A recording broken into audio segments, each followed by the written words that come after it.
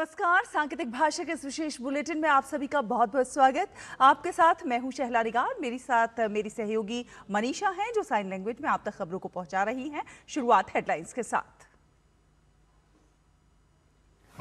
5 प्रदेशों में 3 में एनडीए की ऐतिहासिक जीत। पश्चिम बंगाल में भाजपा ने 206 सीटें जीतकर ममता बनर्जी का ठहाया किला। पीएम मोदी ने घुसपैठ पर सख्त कार्रवाई की कही बात। असम और पुडुचेरी में एनडीए ने सत्ता रखी बरकरार।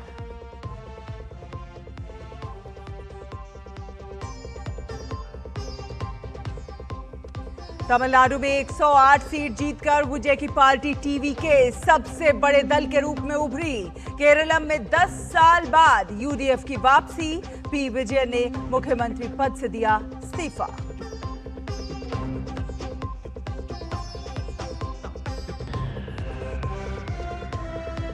वियतनाम के राष्ट्रपति तो लाम का 3 दिवसीय भारत दौरा आज से। पीएम मोदी के साथ द्विपक्षीय संबंधों पर करेंगे वार्ता। व्यापार, निवेश और रणनीतिक सहयोग मजबूत करने पर करेंगे चर्चा।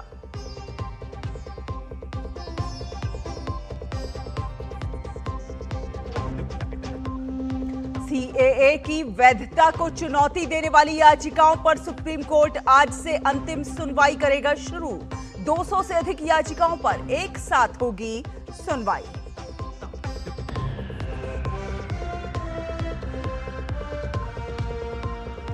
हॉर्मुज़ स्ट्रेट से जहाजों को सुरक्षित बाहर निकालने का ट्रंप का प्रोजेक्ट फ्रीडम शुरू। ईरान ने किया कड़ा विरोध। ईरान का जहाजों और यूएई के ऑयल पोर्ट पर हमले से सीज फायर पर खतरा।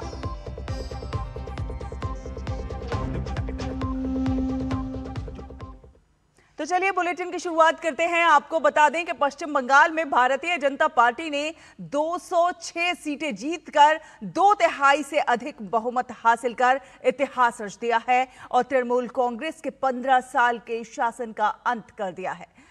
पश्चिम बंगाल में तृणमूल कांग्रेस ने 81 सीट पर जीत दर्ज की। फाल्टा सीट पर मतदान रद्द होने के कारण 293 सीट के परिणाम आए और इस जीत के साथ भाजपा पहली बार पश्चिम बंगाल में सरकार बनाएगी।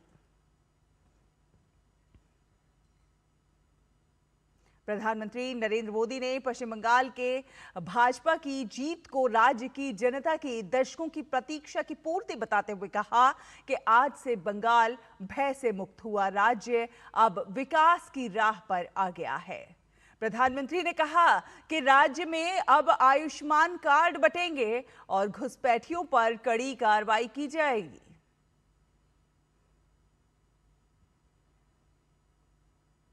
पश्चिम बंगाल विधानसभा चुनाव में भाजपा की जीत के साथ ही तृणमूल कांग्रेस प्रमुख ममता बनर्जी और उनके कई मंत्री चुनाव हार गए हैं।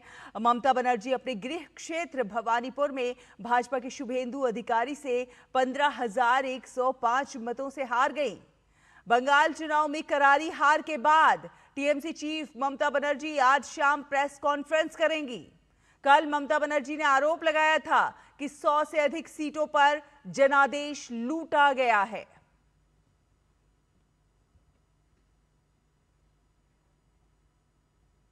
वहीं तमिलनाडु में अभिनेता से नेता बने विजय की पार्टी टीवी के 108 सीट जीतकर सबसे बड़ी पार्टी बनकर उभरी है।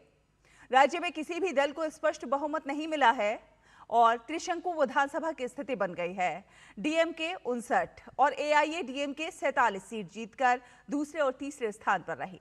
द्रमुक अध्यक्ष एवं मुख्यमंत्री स्टालिन को कोलाथुर निर्वाचन क्षेत्र में 8,795 मतों के अंतर से हार का सामना करना पड़ा।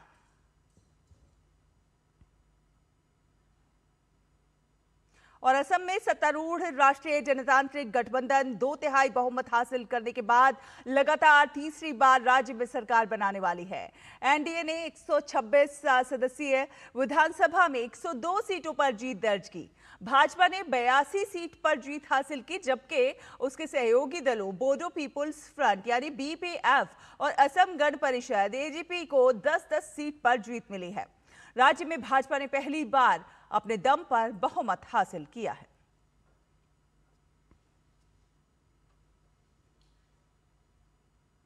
और केरल में कांग्रेस के नेतृत्व वाले यूडीएफ ने 102 सीटें जीतकर 2/3 से अधिक बहुमत के साथ 10 साल बाद सत्ता में जबरदस्त वापसी की है। वहीं माकपा के नेतृत्व वाले वाम एलडीएफ को हार का सामना करना पड़ा है। माकपा को 26, भाकपा को 8, राष्ट्रीय जनता दल को 1 सीट मिली। भारतीय जनता पार्टी ने राज्य विधानसभा चुनाव में पहली बार खाता खोलते हुए 3 सीटें हासिल की हैं।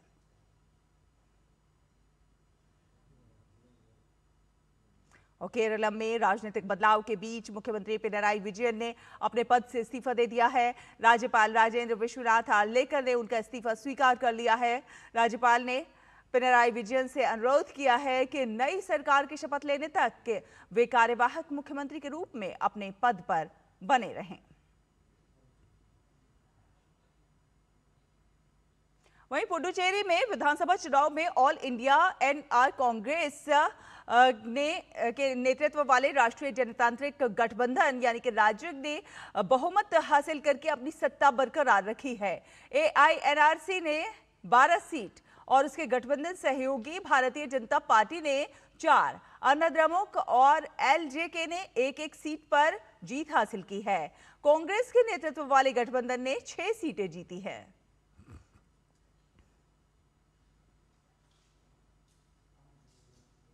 और पुडुचेरी विधानसभा चुनाव परिणाम आने के बाद भारतीय जनता पार्टी ने पुडुचेरी में केंद्रीय मंत्री डॉक्टर मनसुख मंडाविया और भाजपा के पुडुचेरी प्रभारी निर्मल कुमार सुराणा को केंद्रीय पर्यवेक्षक नियुक्त किया है। दोनों नेता पुडुचेरी में विधायक दल के नेता के चुनाव की प्रक्रिया की निगरानी करेंगे। वियतनाम के राष्ट्रपति तो लाम आज 3 दिन के दौरे पर भारत पहुंचेंगे। वे हैदराबाद हाउस में प्रधानमंत्री नरेंद्र मोदी के साथ द्विपक्षीय बैठक करेंगे, जिसमें व्यापार, निवेश और रणनीतिक सहयोग के मुद्दों पर चर्चा होगी। उनका राष्ट्रपति द्रौपदी मुर्मू से मुलाकात का भी कार्यक्रम है। और जमैका दौरे पर विदेश मंत्री डॉक्टर एस जयशंकर ने प्रधानमंत्री एंड्रयू होलनेस से मुलाकात की। दोनों नेताओं को बीच राजनीतिक, आर्थिक और लोगों के बीच आपसी सहयोग को प्रगाढ़ करने पर चर्चा हुई। और आपको बता दें कि सुप्रीम कोर्ट आज संशोधित नागरिकता अधिनियम 2019 की संवैधानिक वैधता को चुनौती देने वाली याचिकाओं पर आज से अंतिम सुनवाई शुरू करेगा। कोर्ट IUML की प्रमुख याचिका सहित 200 से अधिक याचिकाओं पर सुनवाई करेगा। पीठ 12 मई को याचिकाओं पर सुनवाई पूरी कर लेगी।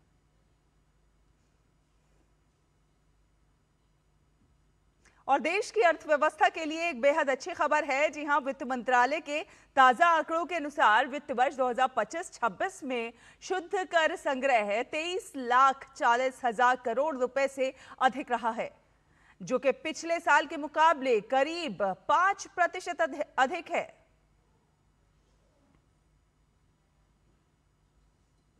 अंतर्राष्ट्रीय खबरों की बात करें तो अमेरिका और ईरान के बीच का नाजुक युद्ध विराम टूटने के खतरे में है। राष्ट्रपति ट्रंप ने होर्मुज स्ट्रेट से जहाजों को सुरक्षित बाहर निकालने के ऑपरेशन फ्रीडम के शुरू होने की घोषणा की है। ईरान ने इस कदम की कड़ी निंदा की है। अमेरिका ने दावा किया है कि ईरान की सेना ने अमेरिकी युद्धपोतों और व्यावसायिक जहाजों पर गोलीबारी की और इसके जवाब में अमेरिकी सेना ने ईरान की 6 छोटी नौकाओं को नष्ट कर दिया। हालांकि ईरान ने इन दावों को खारिज कर दिया है।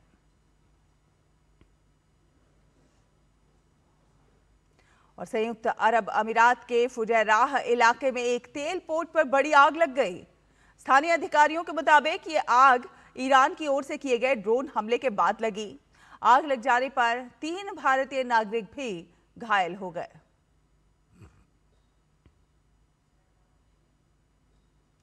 कच्चे तेल की कीमतों में लगभग 6% की बढ़ोतरी हुई है और ये बढ़ोतरी ईरान द्वारा पिछले 24 घंटों में संयुक्त अरब अमीरात और पश्चिम एशिया के खाड़ी क्षेत्र में जहाजों पर हमला तेज करने के बाद हुई है। ब्रेंट कच्चा $114.44 प्रति बैरल पर बंद हुआ।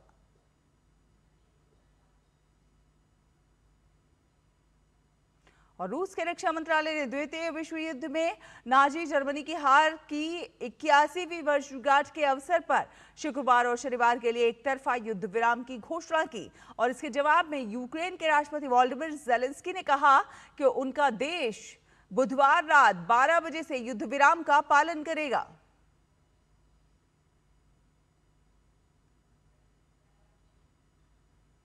और बात करें खेलों की तो AFC अंडर 17 महिला एशियाई कप में आज भारतीय टीम जापान का सामना करेगी। भारतीय टीम ग्रुप बी के अपने पहले मैच में ऑस्ट्रेलिया से 0-2 से हार गई थी और ऐसे में उनके लिए ये मुकाबला काफी अहम हो गया है।